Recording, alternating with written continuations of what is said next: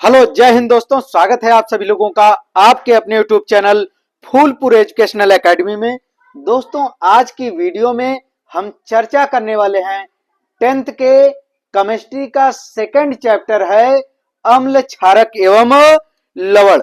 तो साइंस में केमिस्ट्री को 4 चैप्टर में बांटा गया है। तो 4 चैप्टर सब हैं और चारों चैप्टर में से मिलाकर बोर्ड एग्जाम में 25 नंबर का क्वेश्चन पूछेगा।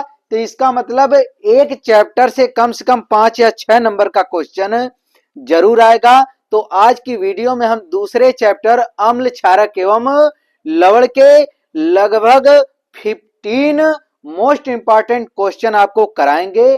इस 15 क्वेश्चन में ही आपका ज्यादा से ज्यादा अति लघु उत्तरी प्रश्न भी आपका अच्छी तरीके से तैयार हो जाएगा। तो कम से कम जो है 5 नंबर आप पक्का करने के लिए इस वीडियो को एंड तक जरूर देखें। तो यह इसका पहला पार्ट है, इसमें 15 क्वेश्चन आएंगे। अगले पार्ट में भी हम जो है 15 क्वेश्चन लाएंगे। तो दोनों वीडियो आप देख लेंगे तो 30 क्वेश्चन का आपका बहुविकल्पी, उसके साथ आपका अति लघु उत्तरी भी अच्छी तरीके से तैयार हो जाएगा। तो चलिए वीडियो को स्टार्ट करते हैं। तो स्क्रीन पर सबसे पहला हमारा क्वेश्चन क्या है, HCl यानी हाइड्रोक्लोरिक अम्ल। हाइड्रोक्लोरिक अम्ल का जो जलीय विलयन में क्या देता है, हाइड्रोक्लोरिक अम्ल जलीय विलयन में क्या देता है। तो यह हमारा सबसे पहला क्वेश्चन है। तो यह है आपका HCl यानी HCl को क्या कहा जाता है, हाइड्रोक्लोरिक अम्ल कहा जाता है। तो यह जलीय विलयन में हाइड्रोजन आयन यानी H प्लस और क्या देता, Cl माइनस। माने जब HCl को जल में घोला जाता है तो वह जलीय विलयन में हाइड्रोजन आयन देता है और क्लोराइड आयन देता है। तो यहां देखिए पहले ऑप्शन में क्या है, हाइड्रोजन आयन, दूसरे ऑप्शन में है हाइड्रॉक्सिल आयन, तीसरे ऑप्शन में है सोडियम आयन, चौथे ऑप्शन में क्या है, Cl2 क्लोरीन है आपका। तो यहाँ क्या है आपका, यह जलीय विलयन में क्या देगा, हाइड्रोजन आयन देगा। तो ऑप्शन नंबर ए आपका क्या हो जाएगा, राइट आंसर हो जाएगा। इससे हम एक पॉइंट और समझ लेते हैं कि ऐसे यौगिक जो जलीय विलयन में क्या देते हैं, हाइड्रोजन आयन देते हैं, उन्हें क्या कहा जाता है, एसिड यानी अम्ल कहा जाता है। ऐसे यौगिक जो जलीय विलयन में क्या देते हैं, हाइड्रोजन आयन देते हैं, उन्हें क्या कहते हैं, अम्ल कहते हैं। और यह नियम कौन से वैज्ञानिक के अनुसार था, तो एक वैज्ञानिक थे आरहेनियस। क्या नाम था, आरहेनियस था। आरहेनियस नामक वैज्ञानिक के अनुसार ऐसे यौगिक जो जलीय विलयन में हाइड्रोजन आयन देते हैं, उन्हें क्या कहते हैं, अम्ल कहते हैं। और हम परिभाषा नेक्स्ट समझ लेते हैं क्षार का। तो ऐसे यौगिक जो जलीय विलयन में क्या देते हैं, हाइड्रॉक्सिल आयन यानी OH माइनस देते हैं, ऐसे यौगिकों को क्या कहते हैं, क्षार कहा जाता है। जैसे हमारा एग्जाम्पल के तौर पर हो जाएगा NaOH। यह जलीय विलयन में Na प्लस यानी सोडियम आयन और क्या देता है, हाइड्रॉक्सिल आयन देता है। तो यह कास्टिक सोडा, NaOH को क्या कहते हैं, कास्टिक सोडा। तो NaOH आपका क्या हो जाएगा, कास्टिक सोडा हो जाएगा। इसका निर्माण कहाँ होता है, साबुन बनाने में कास्टिक सोडा का उपयोग होता है। तो ऐसे यौगिक जो जलीय विलयन में हाइड्रॉक्सिल आयन देते हैं, उन्हें क्या कहा जाता है, क्षार कहा जाता है। तो इस प्रश्न में हमने 2 पॉइंट सीखे, एक अम्ल और एक क्या सीखे, क्षार। तो कभी कभी पेपर में आपका अम्ल और क्षार किसे कहते हैं, तो यह भी पूछ सकता है। इसलिए सभी बहुविकल्पी को विस्तार पूर्वक पढ़ेंगे, आराम से पढ़ेंगे, ताकि इस विकल्प के अलावा जो भी अति लघु उत्तरी प्रश्न हो वह भी आपका तैयार होता रहे, तो पेपर में आपको कोई समस्या ना हो। चलिए अगले क्वेश्चन पर चलते हैं। तो क्वेश्चन नंबर 2 हमारा क्या है कि अम्ल नीले लिटमस पेपर को, अम्ल नीले लिटमस को, एक लिटमस पेपर होता है, तो कह रहा है कि अम्ल नीले लिटमस पेपर को किस रंग में बदल देता है, किस रंग में बदल देता है। यानी जो आपका अम्ल होता है यानी एसिड होता है, वह नीले लिटमस पेपर को किस रंग में बदल देता है। तो 4 ऑप्शन दिया गया, फर्स्ट है नीला, सेकंड है हरा, थर्ड है आपका लाल और फोर्थ है आपका पीला। यानी अम्ल नीले लिटमस पेपर को किस रंग में बदल देता है। तो आइए इसको हम एक्सपेरिमेंट के माध्यम से सीखते हैं कि आखिर अम्ल नीले लिटमस पेपर को कौन से रंग में बदलता है। यहां देखिए हमने पहले से ही घोल के रखा है साइट्रिक अम्ल। कौन सा अम्ल? साइट्रिक अम्ल को हमने पहले से घोल के रखा है। और हमारे पास है लिटमस पेपर, और यह कौन सा लिटमस पेपर है? नीला लिटमस पेपर। अब इस नीले लिटमस पेपर को हम क्या करेंगे? इस अम्ल में डालेंगे। तो हमारे पास कई छोटे छोटे लिटमस पेपर हैं, तो आप ध्यान से देखिएगा इस वीडियो में। यहाँ देखिए नीला लिटमस पेपर है और यहाँ हमारा क्या है? साइट्रिक अम्ल है। इस साइट्रिक अम्ल में हम नीले लिटमस पेपर को क्या करेंगे? डाल देंगे।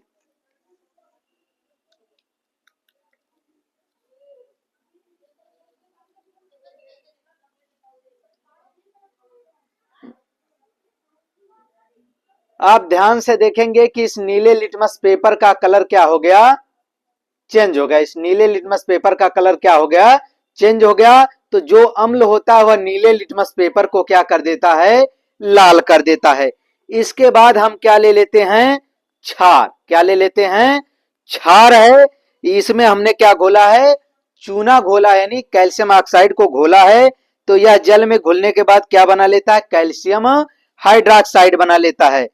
तो हम कैल्शियम हाइड्रोक्साइड में कौन सा लिटमस पेपर डालते हैं? लाल लिटमस पेपर। कौन सा लिटमस पेपर डाल रहे हैं? लाल लिटमस पेपर को डाल रहे हैं। तो यह हमारा क्या है? बेस यानी क्षार है। तो इस क्षार में हम लाल लिटमस पेपर को डाल रहे हैं। तब आप देखिएगा यह कौन से रंग में बदल जाएगा। तो यह आप ध्यान से इसको देख सकते हैं कि यह किस में बदल गया? नीले रंग में बदल गया। तो हो सकता है आपको स्पष्ट हल्का फुल्का न दिखाई दे रहा हो, लेकिन यह किस में बदल गया है? नीले में बदल गया। यानी जो आपका अम्ल होता है वह नीले लिटमस पेपर को क्या कर देता है? लाल कर देता। अम्ल आपका नीले लिटमस पेपर को लाल कर देता है। तो एक ट्रिक के माध्यम से भी आप इस पॉइंट को याद रख सकते हैं, अनिल। और एक पॉइंट क्या है आपका? छलनी। अनिल और छलनी।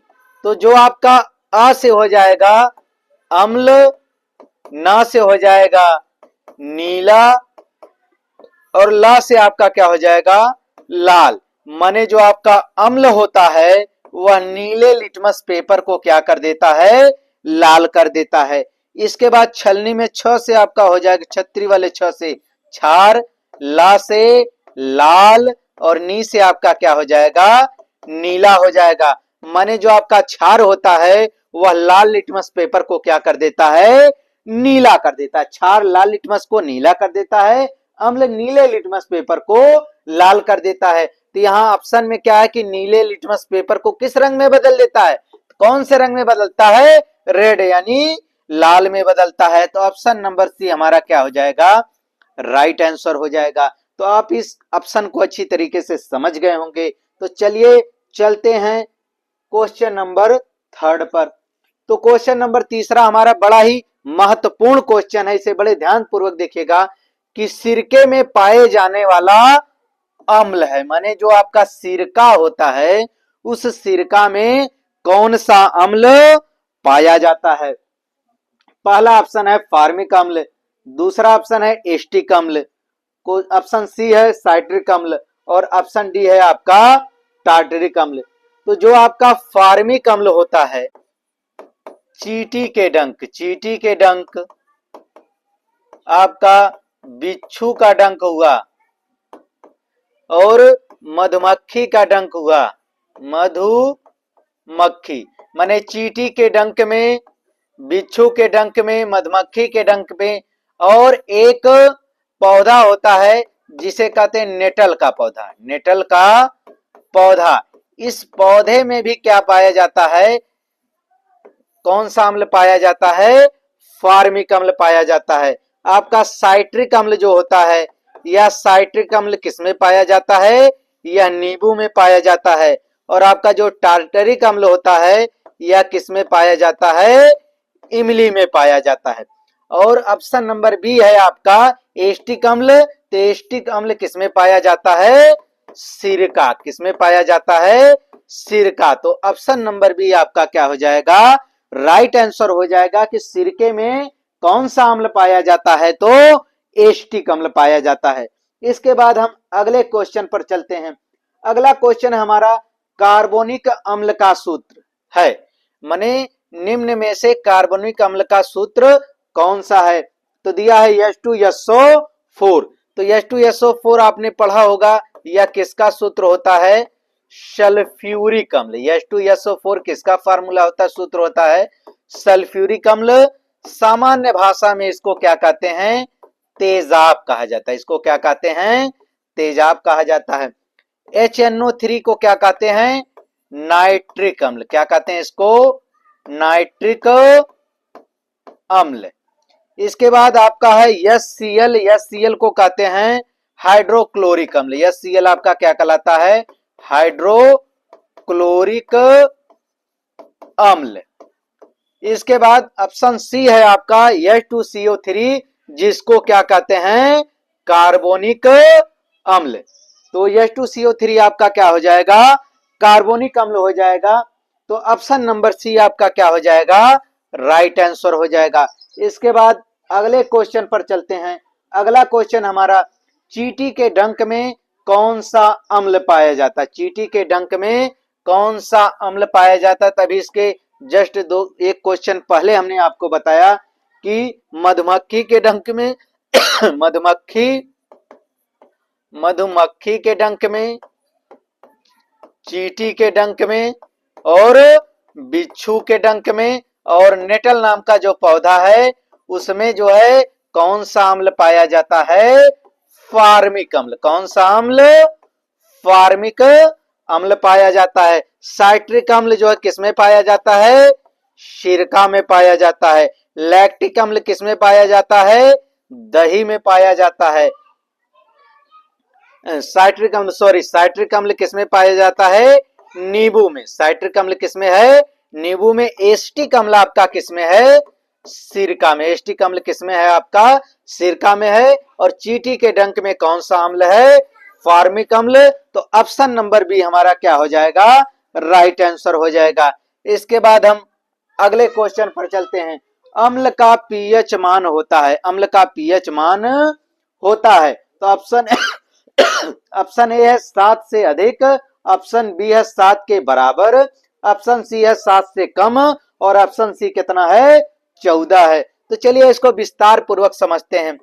किसी विलेन का पीएच मान, किसी विलेन का पीएच मान 7 से कम, 7 से कम हो, यानी 1 से लेकर कितना तक हो, 6 तक हो, और 7 से अधिक यानी 8 से लेकर कितना हो, 14 तक हो। 14 से ज्यादा नहीं होता है। तो किसी विलेन का पीएच मान अगर जो है 1 से लेकर 6 तक यानी 7 से कम है, तो वह विलेन आपका क्या होता है, अम्लीय। वह विलेन क्या होता है, अम्लीय है। 7 से अधिक यानी 14 तक हो तो वह क्या होता है, क्षारीय। कितना होता है, क्या होता है, क्षारीय होता है। यदि विलेन का पीएच मान कितना हो, 7, वह क्या कहलाएगा, उदासीन। वह क्या कहलाएगा, उदासीन।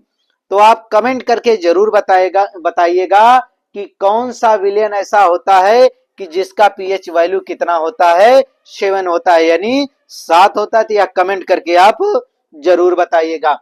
तो हमसे ऑप्शन में क्या पूछा है कि अम्ल का पीएच मान होता है, तो अम्ल का पीएच मान कितना होता है, 7 से कम। 7 से कम यानी 1 से लेकर कहां तक, 6 तक होता है। तो ऑप्शन नंबर सी हमारा क्या हो जाएगा, राइट आंसर हो जाएगा। इसके बाद हम अगले क्वेश्चन पर आते हैं। पेट में बनने वाला अम्ल है, पेट में बनने वाला अम्ल है, यानी जब हम भोजन खाते हैं तो पेट में क्या होता है, एक अम्ल बनता है जिसमें यह भोजन क्या होता है, उस अम्ल में लिपट जाता है। तो यही पूछ रहा है कि पेट में बनने वाला अम्ल कौन सा है। तो 4 ऑप्शन हमारे पास दिए गए हैं। H2SO4, बी है HNO3, सी है HCl, और डी क्या है आपका CH3COOH। तो इनके नाम पहले हम लिख लेते हैं। H2SO4 को क्या कहते हैं, सल्फ्यूरिक अम्ल। सल्फ्यूरिक अम्ल, यह हो जाएगा आपका सल्फ्यूरिक अम्ल।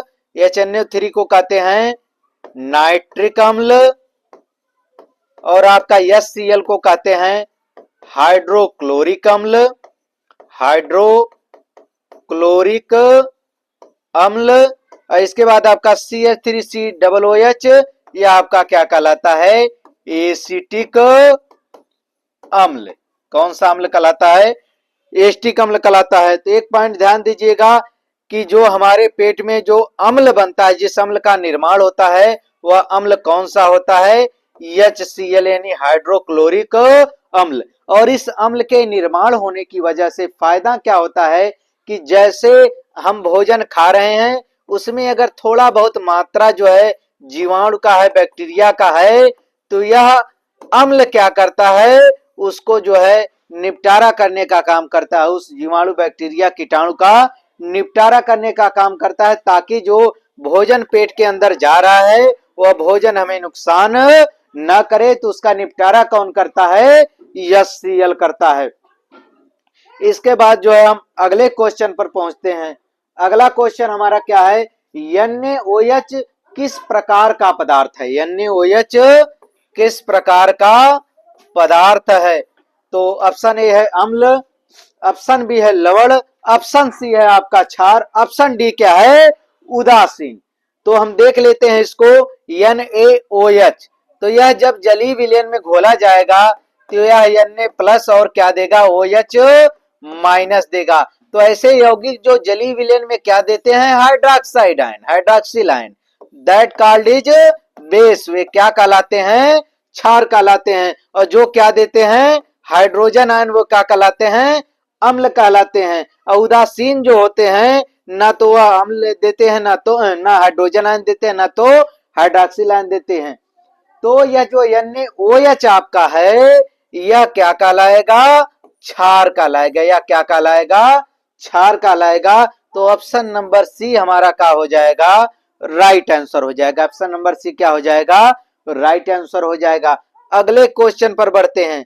अगला क्वेश्चन हमारा वॉशिंग सोडा। वॉशिंग सोडा का मतलब होता है कि कपड़ा धोने वाला सोडा। वॉशिंग सोडा का मतलब कपड़ा धोने वाला सोडा का क्या सूत्र है। ऑप्शन ए है Na2CO3, ऑप्शन बी है Na2CO3 10H2O, ऑप्शन सी है NaSCO3, ऑप्शन डी क्या है, CaCO3। तो देखिए NaHCO3 जो होता है यह आपका किसका सूत्र है, खाने वाला सोडा। कौन सा सोडा, खाने वाला सोडा। कैल्शियम कार्बोनेट को क्या कहते हैं, चूना पत्थर। इसको क्या कहते हैं, चूना पत्थर कहते हैं।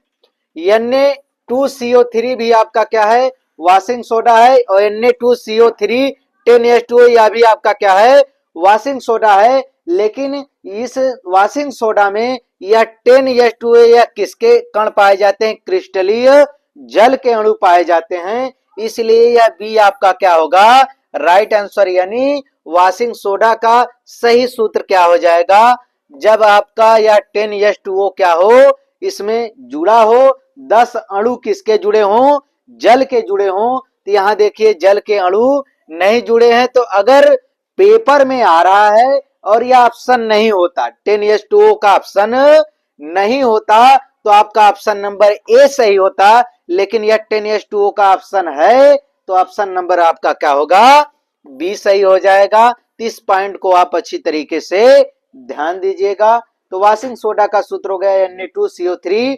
10H2O। अगले क्वेश्चन पर बढ़ते हैं। अगला बड़ा ही इंपॉर्टेंट क्वेश्चन है, जिप्सम का सूत्र है। जिप्सम का सूत्र है, जिप्सम का सूत्र क्या होता है।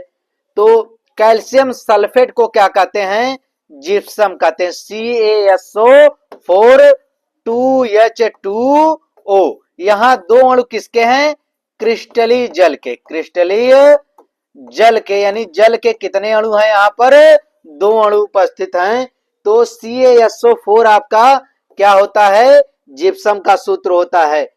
कैल्शियम सल्फेट को भी क्या कहते हैं, जिप्सम ही कहते हैं। लेकिन अगर जो है ऑप्शन में 2H2O नहीं होता, तब यह CaSO4 आपका क्या हो जाता, तब सही माना जाता। लेकिन 100% जो है सही क्या होता है आपका CaSO4 2H2O। कभी कभी किताब में नॉर्मली आपको जल के अणु गायब करके किताब में जो है लिख देता है, तो इस पॉइंट को आप ध्यान दीजिएगा। अगर विकल्प में है तो हमें ध्यान देना है कि अगर जल का अणु है तो वही सही है, नहीं है तो फिर आप ऑप्शन ए को सही कर सकते हैं। इसके बाद यहां देखिए लिखा है CaSO4 half H2O। CaSO4 half H2O, तो यह किसका सूत्र है? Plaster of Paris. Plaster of Paris, यह किसका सूत्र है? Plaster of Paris. इसको शॉर्ट फॉर्म में क्या कहते हैं? पीओपी। क्या कहते हैं? पीओपी कहते हैं। तो आपने घरों में देखा होगा सीलिंग में जो है पीओपी किया जाता। क्या किया जाता है? पीओपी किया जाता है। बाकी अगर किसी का जो है हड्डी या कुछ टूट गया है तो डॉक्टर जो प्लास्टर करता है वो भी क्या होता है? पीओपी होता है, यानी प्लास्टर ऑफ पेरिस, यानी CaSO4 हाफ H2O। माने CaSO4 2H2O है तो वह क्या कहलाएगा आपका? जिप्सम कहलाएगा। क्या कहलाएगा? जिप्सम कहलाएगा। लेकिन CaSO4 हाफ H2O यानी 1/2 H2O है तो आपका क्या कहलाएगा? प्लास्टर ऑफ पेरिस कहलाएगा। तो इस पॉइंट को आप अच्छी तरीके से ध्यान दीजिएगा। इसके बाद अगले क्वेश्चन पर चलते हैं। NaCl का जलीय विलयन होता है। NaCl का जलीय विलयन होता है। NaCl इसे क्या कहते हैं? साल्ट, यानी यह का है नमक है। तो जो NaCl होता है यह जब टूटता है तो Na+Cl- में होता है। तो हमें ऑप्शन में क्या दिया है कि अम्लीय होता है, कि क्षारीय होता है, कि उदासीन होता है, कि तीव्र अम्लीय होता है। तो एक पॉइंट आप ध्यान दीजिएगा, जो यौगिक जलीय विलयन में हाइड्रोजन आयन देते हैं वे क्या कहलाते हैं? अम्ल कहलाते हैं। जो हाइड्रोक्साइड आयन देते हैं या हाइड्रोक्सिल आयन देते हैं वे क्या कहलाते हैं? क्षार कहलाते हैं। इन दोनों के क्रिया के फलस्वरूप एक यौगिक का निर्माण होता है और वह यौगिक जलीय विलयन में ना तो हाइड्रोजन आयन देगा ना तो हाइड्रोक्सिल आयन देगा। वह क्या कहलाता है? लवण कहलाता। वह क्या कहलाता है?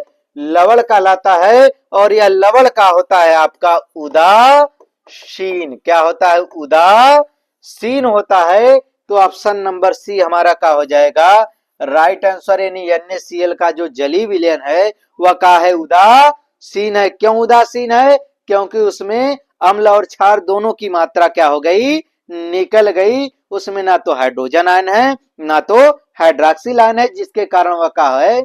उदासीन है। इसके बाद अगले ऑप्शन पर हम चलते हैं। Question number 12। पीएच स्केल की सीमा होती है। पीएच स्केल की सीमा होती है, यानी जो पीएच स्केल होता है, पीएच वैल्यू होता है, उसकी सीमा यानी कहां से कहां तक होता है। तो पीएच स्केल जो होता है आपका वह कहां से कहां तक होता है? 1 2 3 4 5 6 7 8 9 10 11 12 13 14। वह 1 से कहां तक होता है? पीएच वैल्यू 14 तक होता है। माने किसी पदार्थ का पीएच वैल्यू कहां से कहां तक हो सकता है? तो 1 से लेकर कहां तक हो सकता है? 14 तक हो सकता है। तो 7 अगर पीएच वैल्यू है तो वह क्या माना जाता है? उदासीन। वह विलयन क्या माना जाता है? उदासीन माना जाता है। 7 से अगर कम है माने 1 से 6 तक वो क्या माना जाता है? अम्लीय माना जाता है। और 7 से ज्यादा यानी 8 से लेकर 14 तक है तो आपका क्या माना जाता है? क्षारीय माना जाता है। तो हमसे पूछ कर रहा है क्वेश्चन, पीएच स्केल की सीमा होती है 1 से 7 तक, यह गलत हो जाएगा। 0 से 10 तक यह भी क्या हो जाएगा? गलत हो जाएगा। 0 से 1 तक यह भी गलत। 1 से लेकर कहां तक? 14 तक, माने 1 से 14 तक। तो ऑप्शन नंबर डी हमारा क्या हो जाएगा? राइट आंसर हो जाएगा। और एक पॉइंट और आप ध्यान दीजिएगा, कभी कभी बोर्ड एग्जाम में दे देता है कि रक्त का पीएच मान कितना होता है। तो रक्त का पीएच मान कितना होता है? 7.4 होता है। इसके बाद हम अगले क्वेश्चन पर आते हैं। हमारा अगला क्वेश्चन क्या है? Bleaching powder. ब्लीचिंग पाउडर का रासायनिक सूत्र क्या होता है? ब्लीचिंग पाउडर को हम क्या कहते हैं? विरंजक चूर्ण। क्या कहते हैं? विरंजक चूर्ण। तो विरंजक चूर्ण यानी ब्लीचिंग पाउडर जो होता है उसका सूत्र क्या होता है? तो यहाँ देखिए लिखा CaCl2, इसे कहते हैं कैल्शियम क्लोराइड। क्या कहते हैं? कैल्शियम क्लोराइड कहा जाता है। इसके बाद CaO है, इसे क्या कहते हैं? Calcium oxide. कैल्शियम ऑक्साइड यानी यह क्या होता है? सूखा चूना। कौन सा चूना?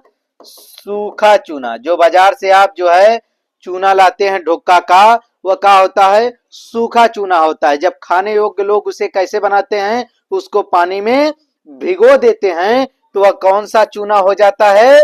बुझा चूना हो जाता है। कौन सा चूना? बुझा चूना हो जाता है। इस बुझे चूने का सूत्र क्या होता है? आपका सूखा चूना है CaO, इसको किस में मिला लिए? जल में मिला लिए, तो यह बन गया आपका CaOH का ट्वाइस यानी कैल्शियम हाइड्रॉक्साइड। और यह आपका कौन सा चूना है? बुझा चूना है यानी खाने योग्य चूना है। उसके बाद है आपका, यहाँ देखिए CaOH का ट्वाइस लिखा गया है। कौन से चूने के बारे में लिखा गया है? बुझा चूने के बारे में लिखा गया है। इसके बाद सी ऑप्शन आपका CaOCl2, यह किसका सूत्र है? ब्लीचिंग पाउडर यानी विरंजक चूर्ण। ब्लीचिंग पाउडर यानी विरंजक चूर्ण का सूत्र क्या होता है? CaOCl2। इसके बाद अगले क्वेश्चन पर बढ़ते हैं। क्वेश्चन नंबर 14, धातु ऑक्साइड सामान्यतः होते हैं। धातु ऑक्साइड सामान्यतः क्या होते हैं? ऑप्शन दिया है, फर्स्ट अम्लीय, सेकंड क्षारीय, थर्ड तटस्थ और फोर्थ है आपका उदासीन।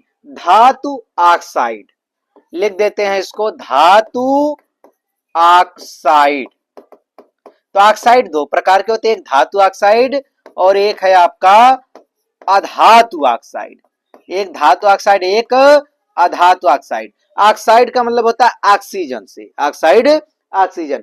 कोई धातु किससे मिल जाए? ऑक्सीजन से मिल जाए, वह क्या हो जाएगा? धातु ऑक्साइड हो जाएगा। जैसे Ca माने कैल्शियम क्या है? धातु है। यह किससे मिल गया? Oxygen, calcium oxide. जैसे आपका है मैग्नीशियम, यह किससे मिल गया? ऑक्सीजन से, मैग्नीशियम ऑक्साइड। तो कैल्शियम ऑक्साइड और मैग्नीशियम ऑक्साइड ये हैं आपके, जब धातु ऑक्सीजन से क्रिया करता हुआ क्या बना लेता है? क्षार। तो CaO यह कैसा गुण आपको देंगे? क्षारीय गुण। कौन सा गुण देंगे? क्षारीय गुण। माने CaO MgO यह आपका का है? बेस यानी क्षार है। जो अधातुओं के ऑक्साइड होते हैं वह क्या होते हैं? अम्ल होते हैं, यानी उसमें किसका गुण पाया जाता है? अम्लीय होने का गुण पाया जाता है। तो अधातु ऑक्साइड में जैसे आपका हो गया कार्बन क्या है? अधातु है, इससे क्या जुड़ गया? ऑक्सीजन, बना लिया कार्बन डाई ऑक्साइड। तो यह इसकी प्रकृति कैसी रहेगी? अम्लीय। जैसे सल्फर आपका क्या है? अधातु है, किससे जुड़ गया? ऑक्सीजन से, यह क्या बना लिया? Sulphur dioxide. तो यह सल्फर डाई ऑक्साइड आपका क्या हो गया? अधातु हो गया। तो जो धातुओं के ऑक्साइड होते हैं वो क्षार कहलाते हैं, गुण क्या होगा? क्षारी होगा। अधातुओं के ऑक्साइड अम्ल कहलाते हैं, गुण क्या होगा? अम्लीय होगा। माने अम्ल है तो गुण अम्लीय, क्षार है तो गुण क्षारी। तो हमसे ऑप्शन में क्या पूछा है कि धातु ऑक्साइड समानता क्या होते हैं? तो धातु के ऑक्साइड क्या होते हैं? क्षारी। तो option number B is a right answer. इसके बाद हम अगले क्वेश्चन पर बढ़ते हैं और यह हमारा है लास्ट क्वेश्चन। तो अम्ल वर्षा से सबसे अधिक प्रभावित होते हैं। अम्ल वर्षा जो होती है उससे सबसे ज्यादा कौन प्रभावित होता है? फर्स्ट प्लास्टिक, सेकंड लकड़ी, थर्ड क्या है? संगमरमर की इमारतें और फोर्थ है आपका कांच। तो एक पॉइंट आपको बता दें कि अम्ल वर्षा क्या होता है? अम्ल वर्षा, अम्ल माने अम्ल की, वर्षा माने बारिश। जैसा कि नाम से ही आप थोड़ा बहुत अंदाजा लगा ले सकते हैं कि किसकी वर्षा हो? अम्ल की वर्षा हो। तो जो शुरुआत बारिश होता है, शुरू में पहले दूसरे दिन यह जो वर्षा होती है, तो वायुमंडल में जो है कुछ कण यन सल्फर डाइऑक्साइड और नाइट्रोजन ऑक्साइड के यानी SO2 के और NO2 के कुछ कण क्या होते हैं? वायुमंडल में विद्यमान होते हैं जब बारिश होती है तो यह किससे क्रिया करके, H2O यानी जल से क्रिया करके, यानी जो आपका सल्फर डाइऑक्साइड है यह जल से जब क्रिया करता है जल की बूंदों से यह बना लेता है H2SO4 यानी सल्फ्यूरिक अम्ल बना लेता है। और जब आपका जल किससे क्रिया करता है, NO2 से, तो यह आपका क्या बना लेता है, HNO3 यानी नाइट्रिक अम्ल बना लेता है। कौन सा अम्ल बना लेता है, नाइट्रिक अम्ल बना लेता है। तो वर्षा के रूप में किसकी मात्रा गिरने लगती है पृथ्वी पर, सल्फ्यूरिक अम्ल और नाइट्रिक अम्ल की मात्रा क्या होने लगती है, गिरने लगती है। और यह घटना शुरुआती बारिश में होता है। तो जब यह अम्ल की वर्षा होने लगती है यानी सल्फ्यूरिक अम्ल और नाइट्रिक अम्ल जो है जल में मिलकर पृथ्वी पर गिरने लगते हैं, तो उसे हम क्या कहते हैं, अम्ल वर्षा। क्या कहा जाता है, अम्ल वर्षा कहा जाता है। इस अम्ल वर्षा से जो संगमरमर से बनी इमारतें होती हैं उनका जो है क्षय होने लगता है, अपघटन होने लगता है, वह धीरे धीरे खराब होने लगती हैं। तो जैसे आपका आगरा में क्या बना हुआ है, ताजमहल, दुनिया के 8 अजूबों में से एक आपका जो है क्या बना है, ताजमहल। और यह किसका बना हुआ है, संगमरमर का बना हुआ है। तो अम्ल वर्षा से इस पर क्या पड़ता है, प्रभाव पड़ता है। अम्ल वर्षा से इस पर क्या पड़ेगा, प्रभाव पड़ेगा। तो ऑप्शन नंबर सी हमारा क्या हो जाएगा, राइट आंसर हो जाएगा। तो इस प्रकार हमने सेकंड चैप्टर अम्ल क्षारक एवं लवण से टॉप 15 क्वेश्चन को विस्तार पूर्वक पढ़ा। यह हमारा पहला पार्ट था। जल्द ही अगला पार्ट भी आएगा। तो यह वीडियो कैसी लगी जरूर कमेंट करके बताइएगा। आपका किसी चैप्टर के बहुविकल्पी में आपको समस्या हो रही है या किसी टॉपिक में आपको समस्या हो रही है तो जरूर कमेंट कीजिएगा। 9th या 10th के साइंस में। तो यह वीडियो कैसा लगा जरूर कमेंट करके बताइएगा। चैनल पर नए हो चैनल को जरूर जो है सब्सक्राइब कीजिएगा, अपने मित्रों में शेयर कीजिएगा। मिलते हैं एक नए वीडियो के साथ। जय हिंद, जय भारत।